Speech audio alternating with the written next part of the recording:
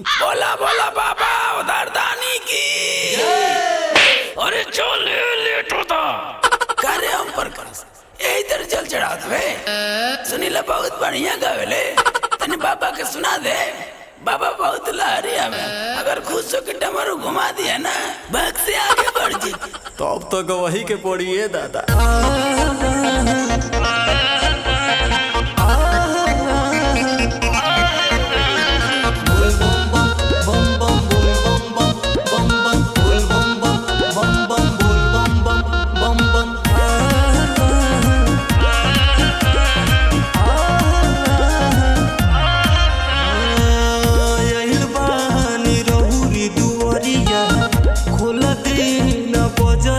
बढ़िया लहिली चढ़ावे खातिर गांजा धतूरा भंगिया बढ़ता बेचैनी ये भोला भोरही सिर गिरी करी ना।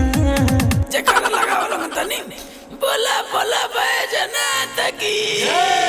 भोगवा के लीना देरी करी ना, बाबा हो चढ़ल बाटे सावन के महीना।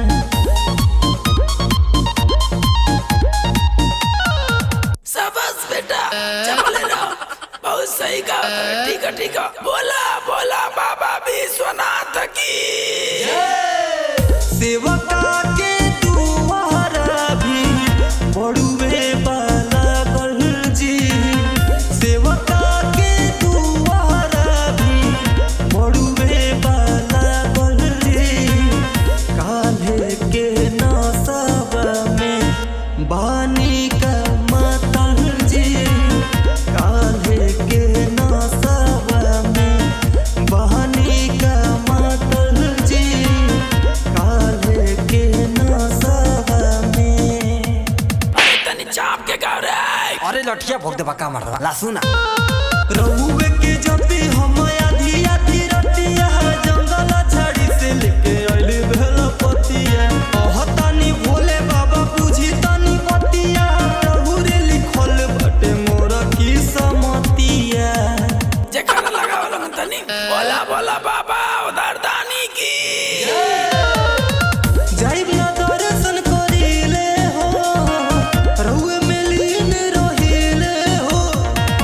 जाइब ना दर्शन करिले हो, रहुए में लीन रहिले हो।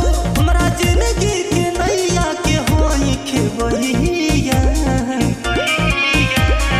ओढ़तनी पहिया बदली समैया, ओढ़तनी पहिया बदली समैया। बोला बोला बाबा